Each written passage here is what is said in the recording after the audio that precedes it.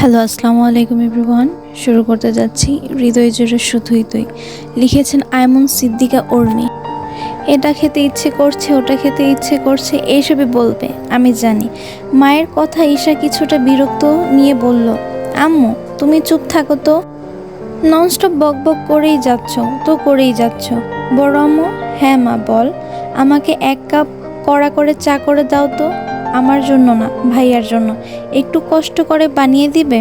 আরে সেটা আবার এমন করে বলতে হয় পাগলি। তুই দাঁড়া, আমি এখনই বানিয়ে দিচ্ছি। ঈশাকে চা নিতে আসতে দেখে আনিসা বেগম সন্দিহান গলায় বললেন, আয়েশ এসে গেছে?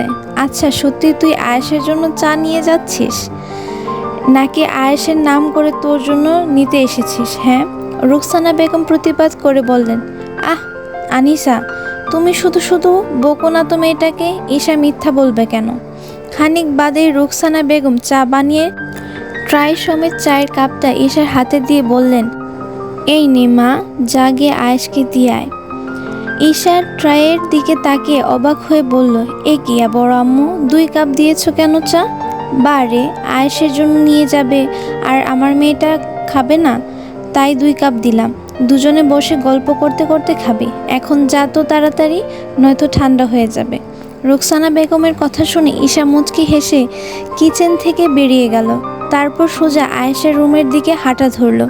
ঈশা চলে যেতেই রুকসানা বেগম বলে উঠে, বুঝলে আনিশা, আমার মনে হচ্ছে ওদের দুজনের মাঝে মান অভিমান হয়েছে।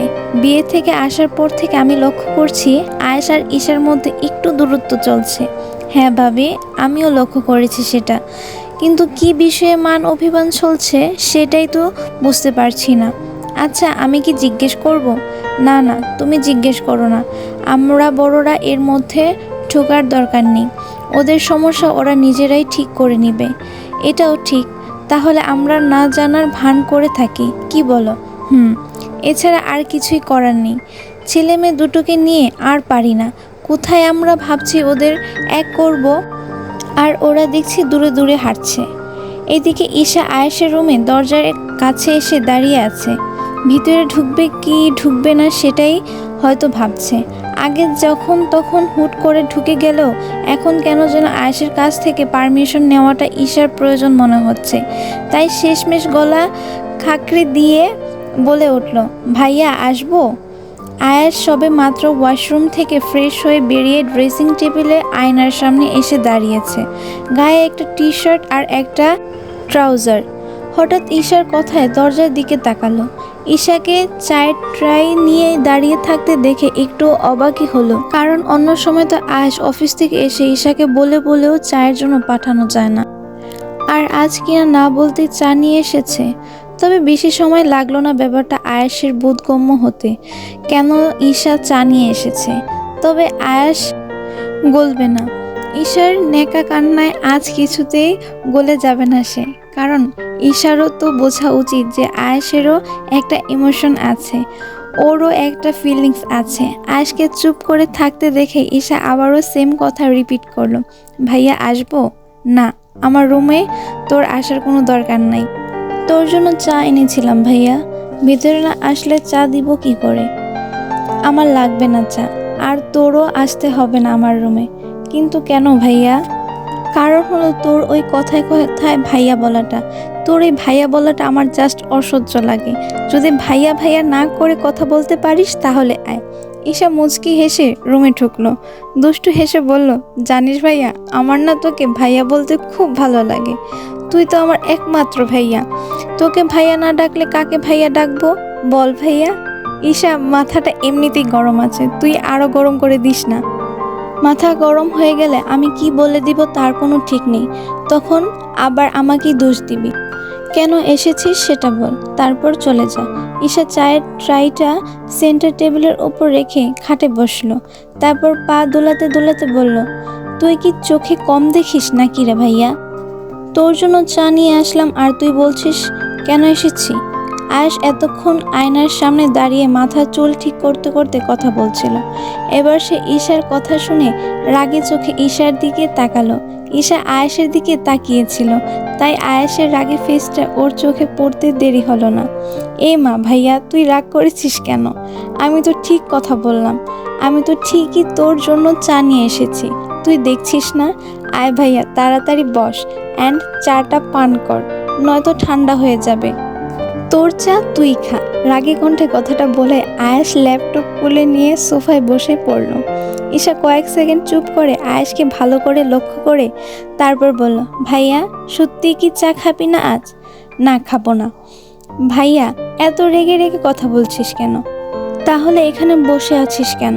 চলে যা আমার রুম থেকে। ইনফ্যাক্ট যে সুন্দর করে কথা বলবে তার কাছে যা। আমার রুমে বসে আছিস কেন? সত্যিই চলে যাব ভাইয়া। আয়েশ এতক্ষণ ল্যাপটপ টিপতে টিপতে কথা বলছিল। ঈশার কথা শুনে এবার রাগের চোখে তাকালো ঈশার দিকে। আচ্ছা আচ্ছা, চলে যাচ্ছি আমি, তবে চাটা খেয়ে নিস, অনেক কষ্ট করে বানিয়েছি তো তাই। এই বলে ঈশা বসা থেকে উঠে হাঁটা ধরলো। আয়াস তাচ্ছিল্য হেসে আবারও ল্যাপটপে মনোযোগ দিল, তবে দরজা অবধি গিয়েও কেন যেন আবার পিছন ফিরে তাকালো ঈশা। ভাইয়া, আবারও বলছি, সত্যিই চলে যাব? আমিও আবারও বলছি, তুই দয়া করে আমার রুম থেকে বিদায় হ। ওকে, আমি তাহলে যাচ্ছি। ও হ্যাঁ, একটা কথা তো তোকে বলতে ভুলেই গিয়েছি ভাইয়া। ওই যে নিশি আপুর ফ্রেন্ড সুমন আছে না, ও কিন্তু আমাকে তোর মতো ভাইয়া ডাকতে মানা করেছে, আর আমাকে নাম ধরে ডাকার অনুমতি দিয়েছে, আর মোবাইল নাম্বারও দিয়েছে। ও হ্যাঁ, ফ্রেন্ড রিকোয়েস্টও দিয়েছে মনে হয়। ভাবছি তুই যখন আমার সাথে কথা বলিস না, এখন থেকে আর তোর রুমে আসবো না। তোকে কেন শুধু শুধু ডিস্টার্ব করব? আমি বরং সুমনের সাথেই কথা বলবো। যাই গিয়ে ওর ফ্রেন্ড রিকোয়েস্টটা অ্যাকসেপ্ট করে ওকে একটা হাই বলে আসি। ভাবছিলাম তোর সাথে বসে চা খেতে খেতে গল্প করব, বাট তুই যখন আমার সাথে কথা বলবি না, তাহলে কি আর করার। আসছি আমি। আয়েশ ল্যাপটপের দিকে তাকিয়ে কথা বলছিল। ঈশার লাস্ট কথাগুলো শুনে রুকুচকে ঈশার দিকে তাকালো সে। ঈশা কথাগুলো বলেই চলে যাচ্ছিল। ঈশা দাঁড়া। ঈশার সাথে সাথে থেমে গেল। আসলে ঈশা জানতো আয়েশ ওকে ডাকবে, তাই চলে যাওয়ার অভিনয় করছিল মাত্র। আর যখনই শুনলো আয়েশ ওকে দাঁড়াতে বলেছে, অমনিই সে থেমে গেল। পিছন ঘুরে তাকালো সে। তারপর আয়েশের চোখে চোখ রেখে সরল গলায় বলল, ভাইয়া কিছু কি বলবি? ডাকলি যে আবার? চাটা কি খাওয়ার জন্যই এনেছিস? হ্যাঁ, চা এনেছি যেহেতু নিশ্চয়ই খাওয়ার জন্যই এনেছি, তাই না? ও, এখন তাহলে যাই আমি। যাবি? কারোর জন্য চা আনলে যে চায়ের কাপ তার হাতে তুলে দিতে হয়, সেটাও কি জানিস না? তুই তো আমাকে চলে যেতে বললি, আমি হাতে তুলে দেওয়ার সময় কোথায় পেলাম? এখন তো সময় পাচ্ছিস, এখন তুলে দে। তুই যখন বলেছিস ঠিক আছে, তুলে দিচ্ছি। এই বলে ঈশা চাপা হেসে সেন্টার টেবিলের পাশে গিয়ে চায়ের একটা কাপ আয়েশের দিকে এগিয়ে দিল। আয়েশও বিনা বাকে চায়ের কাপটা হাতে নিয়ে চুমুক দিল। এখন কি আমি যেতে পারি? ঈশার কথা শুনে আয়েশ চায়ের কাপে চুমুক দিতে দিতে বলল, খুব তাড়া দেখছি। তো তারা কি সুমনের সাথে হাই হ্যালো বলার জন্য? ঈশা লজ্জা পাওয়ার ভান করে লাজুক হেসে বলল, আসলে সুমন বোধহয় আমাকে ভালোবাসে, তাই ওকে একটু বাঁচিয়ে দেখবো আর কি। যদি মনে হয় হ্যাঁ, তাহলে আমিও। এতটুকুতে স্টপ যা, বাকিটা বলার দুঃসাহস ভুলেও করিস না। ঈশা বাঁকা হাসলো, তবে সেটা আয়েশের অগোচরে। আয়েশের দিকে বরং অবাক দৃষ্টি রেখে বলল, কেন রে ভাইয়া, বাকিটা বললে কি হবে? আমি তো সত্যিটাই বলছি। বেশি বকবক না করে চাটা শেষ কর। তারপর ইম্পর্ট্যান্ট একটা কথা আছে তোর সাথে, খুব বেশি ইম্পর্ট্যান্ট। আয়েশ এবার চোখ গরম করে তাকালো ঈশার দিকে। ব্যাস, ঈশার সাথে সাথে নিজের আত্মসমর্পণ করে বলল, ওকে ওকে, খাচ্ছি। সবসময় এমন চোখ লাল করে তাকানোর কি আছে? বলেই ঈশা চায়ের কাপ হাতে নিয়ে খাটে পা ঝুলিয়ে বসে পড়ল। তারপর স্টাইলিশ করে চায়ের কাপে চুমুক দিতে লাগলো। আয়েশ বাঁকা হেসে তাকালো ঈশার দিকে, যেটা ঈশার দৃষ্টি গোচর হলো না। কিছু সময়ের মধ্যে দুজনের চা শেষ হয়ে গেল। মিনিট কয়েক নীরব থেকে আয়েশ এবার বলে উঠল, ঈশা, তুই বলবি না যে আমি তোর সাথে কয়েকদিন ধরে ভালো করে কথা বলছি না? বলছিস না তো? বিয়ে থেকে আসার পর থেকে তো আমার সাথে কোনো রকম কথাই বলছিস না, শুধু ততটুকুই জবাব দিস যতটুকু আমি নিজ থেকে জানতে চাই। আচ্ছা, তুই কি চাস আমি তোর সাথে আবারও আগের মতো কথা বলি, তোর সাথে আবারও আগের মতো হয়ে যাই? চাই তো। তুই জানিস না তুই আমার সাথে একদিন কথা না বললে আমার ভালো লাগে না। প্লিজ, আমার অপরাধটা কি বল, আমি শুধরে নেওয়ার চেষ্টা করব। তারপরও প্লিজ আগের মতো কথা বল আমার সাথে। ওকে, তাহলে আমি তোর সাথে আগের মতো করেই কথা বলবো। ইনফ্যাক্ট আগের থেকে আরও ভালো করে কথা বলবো, আগের থেকে আরও বেশি ক্লোজ হয়ে যাব তোর সাথে। ততটাই ক্লোজ হব যতটা ক্লোজনেস তুই কল্পনাও করতে পারবি না। আগের থেকে অনেক বেশি সময় দিব তোকে। বলতে পারিস আমার অফিস থেকে আসার পরে পুরো সময়টা তোর। বাট তার জন্য তোকে একটা কাজ করতে হবে। ঈশা তো এমনিতেই আয়েশের আগের মতো করে ওর সাথে কথা বলার কথা শুনে খুশিতে আত্মহারা হয়ে গেছে। এখন আয়েশের মুখ থেকে বলা আগের থেকে আরও বেশি ভালো করে কথা বলবে, আগের থেকে আরও বেশি করে সময় দিবে শুনে ঈশার যেন খুশিটা আরও ধরছেই না। আসলে ঈশা আয়েশকে এতটাই চোখে হারায় যে আয়েশের একটু অবহেলাও সহ্য করতে পারে না সে। ছোটবেলা থেকে আয়েশের সামান্য পরিমাণ অবহেলাও ঈশার বুকে গিয়ে লাগে। আয়েশ একদিন ঈশার সাথে কথা না বললে সেদিন ঈশা সারাদিন আয়েশের পিছন পিছন ঘুরত, আর একটা বারও কথা বলার জন্য আয়েশকে নানাভাবে ইমপ্রেস করার চেষ্টা করত। যখন দেখতো আয়েশ কিছুতে ইমপ্রেস হচ্ছে না, তখন ঈশা বসে বসে কান্না করত। কিন্তু এখন যেহেতু বড় হয়ে গেছে, তাই চাইলেও তো আর বসে বসে কান্না করতে পারে না। আর এজন্য ঈশা অনেক মন খারাপ করে থেকেছে গত 2 দিন। তবে আজ যখন আয়েশের মুখে এমন কথা শুনল, ঈশার মন খারাপ মুহূর্তেই উঠে গেল। মনে তার এক ফালি রোদ উকি দিল, হাসি হাসি মুখ করে বলেই ফেলল, তাই? সত্যি বলছিস ভাইয়া?